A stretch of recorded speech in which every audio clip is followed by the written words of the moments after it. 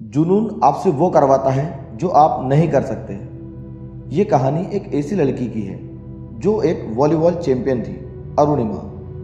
वो 11 अप्रैल 2011 को एक ट्रेन से लखनऊ से दिल्ली आ रही थी। सभी दिनों की तरह वो भी एक सामान्य दिन था। फिर उस ट्रेन में 4-5 लड़के चढ़े और उन लड़कों ने ट्रेन में लूटपाट करनी शुरू कर दी। सभी लोग अपना कीमती सामान उन लड़कों को देने लगे, पर अरुणिमा ने अपनी स्पोर्ट स्पिरिट के कारण अपनी सोने की चेन देने से मना कर दिया।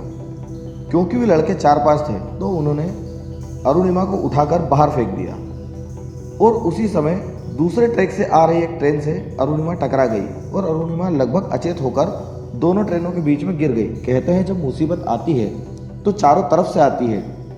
अरुणिमा ने अपने होश खोए और जब उसके थोड़े बहुत होश आए तो उसको देखने में भी मिला कि उसका एक पैर आधा कटकर जिन्स में लटक रहा है और दूसरे पैर की हड्डियां टूट टूट कर बाहर निकल रही है और चूहे जो कि रेलवे ट्रैक के आसपास होते हैं वे उसके पैरों के मांस को कुतर रहे हैं। अरुणिमा चाहकर भी चूहों का कुछ नहीं कर पा रही थी। पूरी रात ऐसे ही गुजर गई। फिर जब सुबह हुई तो कुछ लोगों की नज़र अरुणिमा पर गई। तब उसे अस्पताल ले जाया गया और उसके एक पैर को काटना पड़ा। फिर एक प्रोस्थेटिक पैर लगाया गया। डॉक्टरों के अनुसार प्रोस्थेटिक पैर से चलना सीखने में 3 से 4 साल का समय लगता है। कुछ दिन तक तो अरुणिमा का इलाज चला, फिर उसकी अस्पताल से छुट्टी हो गई। उस समय जब अस्पताल से छुट्टी हुई थी तब कोई भी ये सोचेगा कि इसकी बाकी की ज़िंदगी कैसे गुजरेगी। ये अपना दैनिक कार्य भी नहीं कर पाती तो आगे की ज़िंदगी कैसे निकाल पाएगी। पर अरुणिमा ने अस्पताल में ही ठान लिया था कि उसे क्या करना है। अरुणिमा अस्पताल से निकली और सीधे मैडम बचेंद्री पाल से मिलने गई, जिन्होंने 1984 में एवरेस्ट फतेह किया था। और जब अरुणिमा ने उनको बताया कि मुझे एवरेस्ट फतेह करना है तो मैडम बचेंद्री पाल की आंखों में आंसू आ गए। उन्होंने अरुणिमा को गले लगा लिया और कहा कि अरुणिमा, तू इस हालत में भी अगर ये सोच सकती है कि तुझे एवरेस्ट फतेह करना है तो आपने एवरेस्ट तो मन में फतेह कर लिया है, बस बाहरी दुनिया को दिखाना बाकी रह गया है। फिर शुरू हुई एवरेस्ट पर चढ़ने की ट्रेनिंग। और आप लोग इस बात को मानोगे नहीं कि जब दूसरे लोगों को रोड हेड से बेस कैंप जाने में 2 मिनट का समय लगता था, वहीं अरुणिमा को 3 घंटे लगते थे।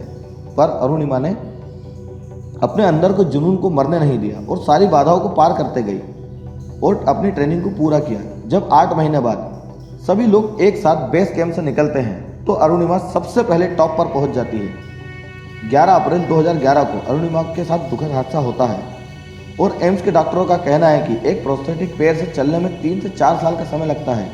वहीं अरुणिमा ने अपने जुनून के दम पर इन सारी बातों को बोना साबित कर दिया और 21 मई 2013 को अरुणिमा दुनिया की सबसे ऊंची चोटी माउंट एवरेस्ट पर थी। लोग कहते हैं कि अरुणिमा ने अपने पैरों से इस एवरेस्ट को फतेह किया है, पर वे गलत थे। अरुणिमा ने यह चमत्कार अपने दिल, दिमाग और अपने जुनून से पाया था।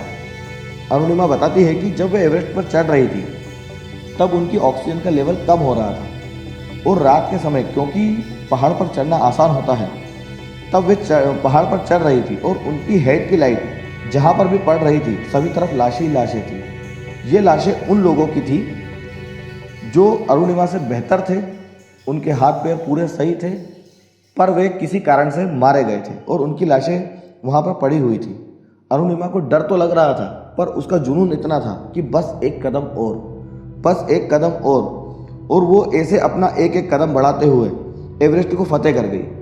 अरुणिमा का शेरपा उनको समझा रहा था कि ऑक्सीजन कम है, अगर हम नीचे चले जाते हैं यहाँ से बेस कैंप की तरफ तो हम फिर दूसरी बार भी आ सकते हैं, पर यहीं पर ऑक्सीजन खत्म हो गई तो फिर हम बेस कैंप भी नहीं जा पाएंगे।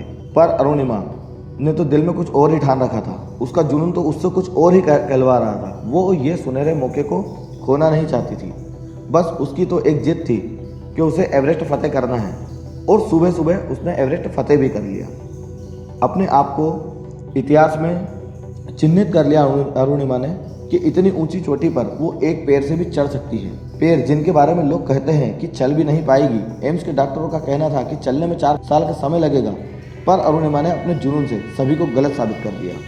दोस्तों, मैं आपसे यही कहना चाहूँगा कि अगर आप कोई भी काम पूरे जुनून के साथ करते हैं तो सफलता आपको जरूर मिलेगी। जुनून वो पावर हाउस है जो आपके लक्ष्य तक पहुँचने का रास्ता रोशन करता है।